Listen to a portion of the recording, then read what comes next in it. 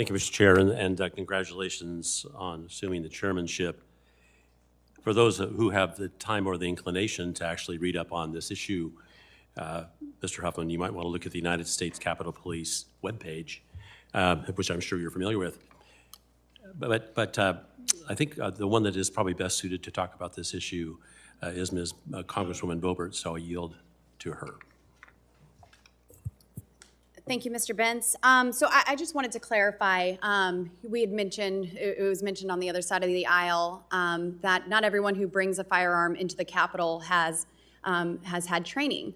Well, in order to legally get a firearm into the Capitol, a member of Congress would have had to go through the Washington, D.C. Concealed Carry Weapons Training Course to bring that in legally, which I've done, which many colleagues have done.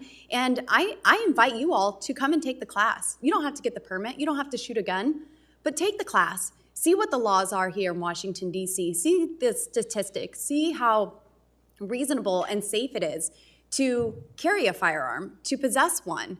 And you know, there's so many things that are being mentioned on the other side of the aisle. January 6th keeps being brought up. First of all, Republicans didn't incite that. I mean, it's horrible rhetoric for you to keep this up. You know, I'm probably one of the few Republicans that wanted to continue with the January 6th committee because I want the truth out to the American people. I'm tired of you guys running and lying about this and continuously creating this false narrative for the American people. But on January 6th, I was following House rules. There's 3 places where members of Congress cannot carry a firearm. One of them is the House floors. And I was abiding by those rules. And when I heard those doors shaking, I didn't know what was on the other side. And it was the first time in many, many years that I have been unprotected, that I was disarmed, not unarmed, disarmed, because I was not allowed to possess my firearm. Capitol police officers didn't have enough help. Thank God there were members who had their firearms anyway in the House chambers and were helping Capitol Police. And Capitol Police were grateful for their assistance because they were outnumbered significantly. A few months after that, there was a staffer that accidentally brought in a firearm in his bag, ran it through security, and it was minutes, more than 10 minutes, before anyone tracked that staffer down. What if this was somebody with an agenda, with a motive? And then you want us defenseless and not able to protect ourselves? And we don't walk around with Capitol Police officers. Not all of us hire personal security. Most of us like to take that personal responsibility and be our own security when we can. I don't believe that the security of any member here is compromised by having another member of Congress, a highly vetted individual, be able to carry a firearm according to their Second Amendment rights or constitutional rights and defend themselves. But I do want to once again just extend my heartfelt offer to all of you to come and attend a class with me. I host these often so members can obtain their concealed carry weapons permits here in Washington, D.C. Just come and learn on the subject. Hear what our laws are, hear the process of it, and how reasonable it actually is. It's not this big, scary object that's just going to fire on its own. There are safety measures imposed on every firearm, whether there's a safety or not. There are still ways to carry firearms that they're not going to discharge. That's just not something they do. It's an inanimate object. So I appreciate the debate. I look forward to talking more about energy and water and public lands and keeping wolves out of Colorado in the future. But thank you for bringing this up. We can have a little bit of fun in the Natural Resources Committee, and I look forward to defeating this amendment, Mr. Huffman. Thank you, Mr. Chairman. I yield back. Young lady yields back. Mr. Bentz, do you? Thank you, Mr. Chair. I just want to reiterate the fact that the issues raised by the amendment are addressed in the United States Capitol Police webpage, and so the initial remarks by the chair were correct. This is duplicative and should be voted down. With that, Mr. Chair, I'll yield out whatever time I have left to you. Gentleman yields back. Gentleman is recognized. I'd like to yield to Ms. Kamlagadov. No, you go first. Thank you. I had one other question regarding liability, because while some folks may be trained in how to use a firearm and may use it properly, it is a fact that firearms can be accidentally discharged. It does happen. And so I have a liability question as it relates to members of the public and witnesses and staff who show up to this office, into this committee room, and probably are not thinking that they have to wear Kevlar now. What are the liability concerns, and what are the responses to that if a firearm is accidentally discharged? I would say that the responsibility is the same as it is in every other committee in the House, as no other committee has this rule in the House. We will follow House rules. Does the gentlelady yield back? Yes. I'll just reclaim my time. I'll just note for the record that during the course of today's meeting, I've seen members come and go out of the room as we do and leave coats, leave handbags, et cetera. So I would just reiterate that if there are going to be members who, whether the House rules allow it or not, are going to be bringing firearms into this room, that everybody reacquaint themselves with those safe practices to ensure that firearms are not left unattended in a crowded room in this space. And I yield back. I agree with the gentleman. Will you yield for a moment? The gentleman yields back. Mr. Gosar, you're recognized for 5 minutes. So first of all, a couple misnomers. The gun doesn't discharge by itself. Unlike Alex Baldwin, he did have his finger on the trigger. Number two is, I always thought you guys were the opposition. The enemy was always the Senate.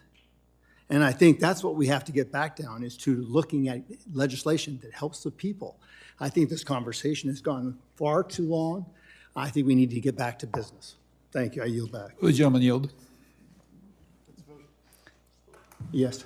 Thank you. I'd like to take advantage of just a couple of minutes. I spent a decade of my life training firearms for law enforcement, military around the world. I'm a concealed carry permit, and I would just like to say there's probably nothing about this conversation that I like on both sides.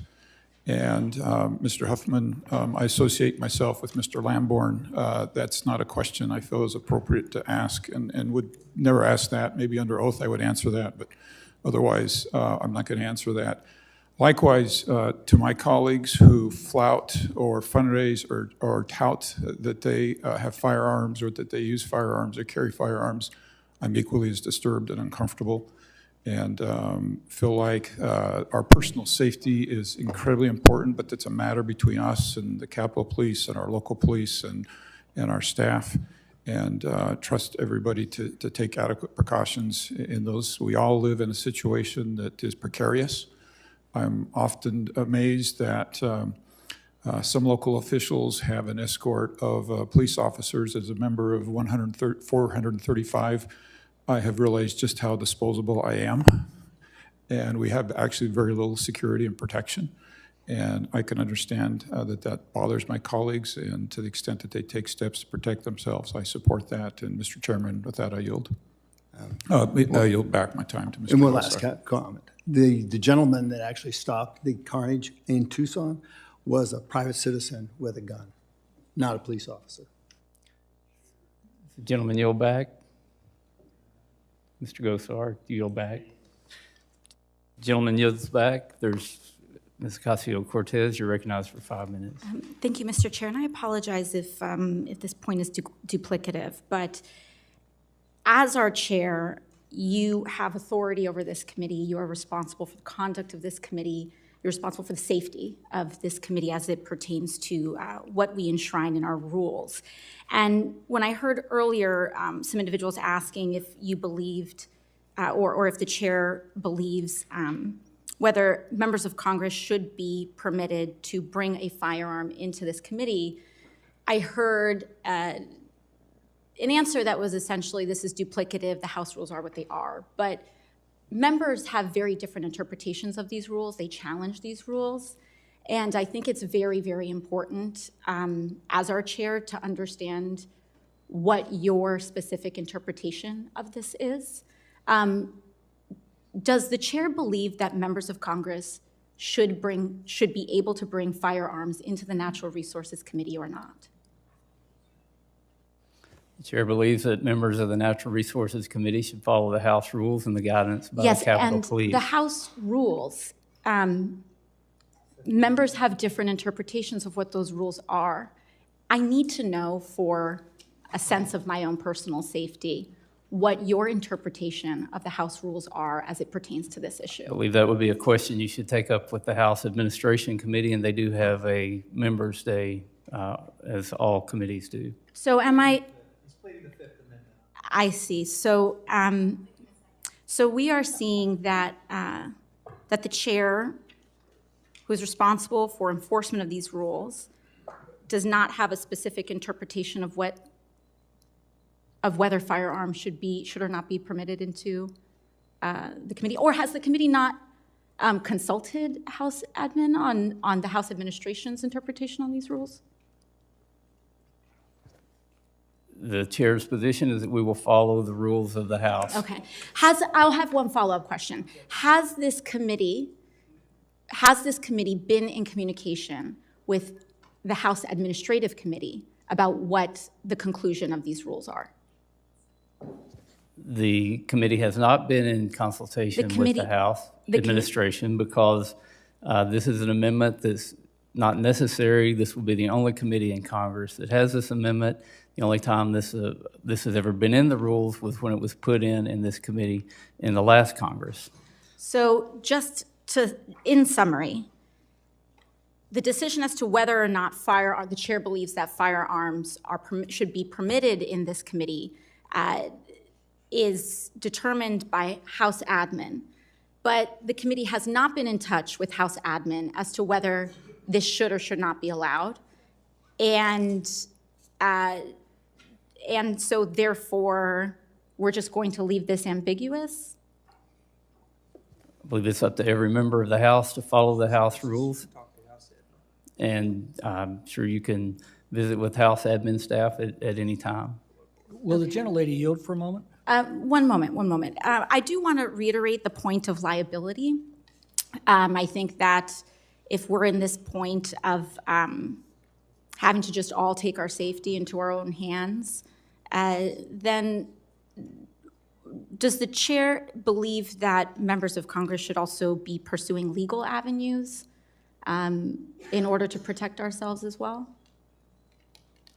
The chair believes that's an issue to take up with the House admin, and the chair also believes that we should be focusing on the issues that this committee is chartered to focus on. I agree. Thank you very much. I yield. Now will the gentlelady yield? just yield a little bit of Yes, time before? yes.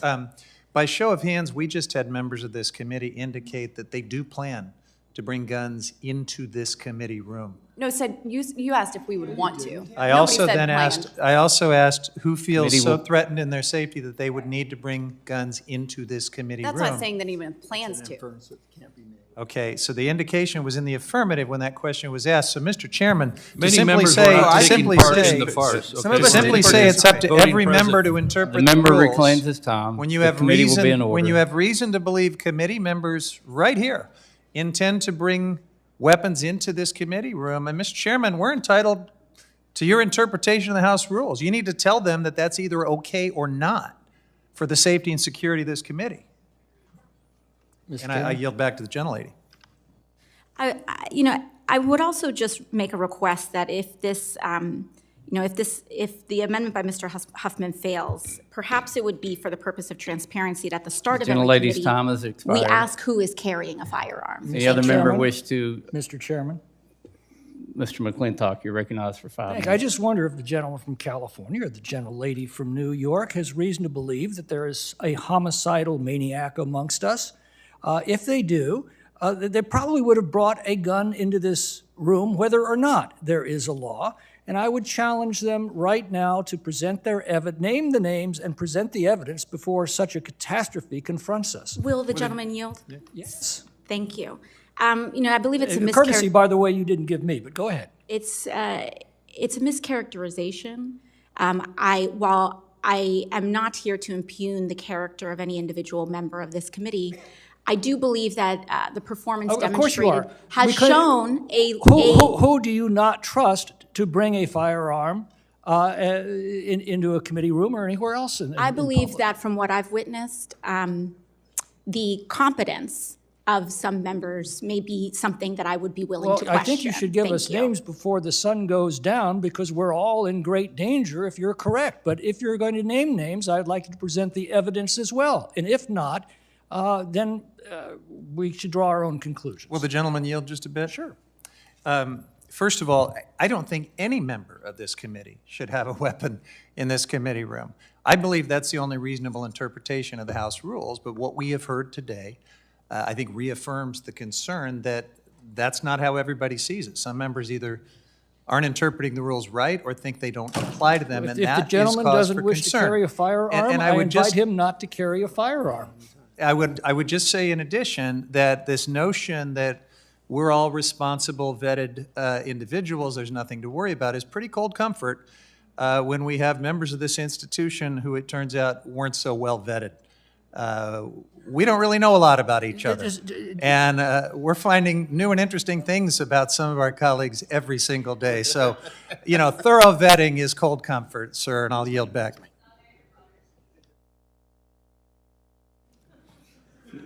I would simply, again, invite the gentleman, if he has an accusation to make, then to make it. Otherwise, I think we're all free to judge the seriousness of his position. Gentleman yields back. Does anyone else wish to speak on the amendment? If there's no further discussion, the question is on the amendment offered by Mr. Huffman. All those in favor signify by saying aye. Aye. All those opposed, no. No. In the opinion of the chair, the noes have it, and the amendment is not agreed to. Yeas and nays, please.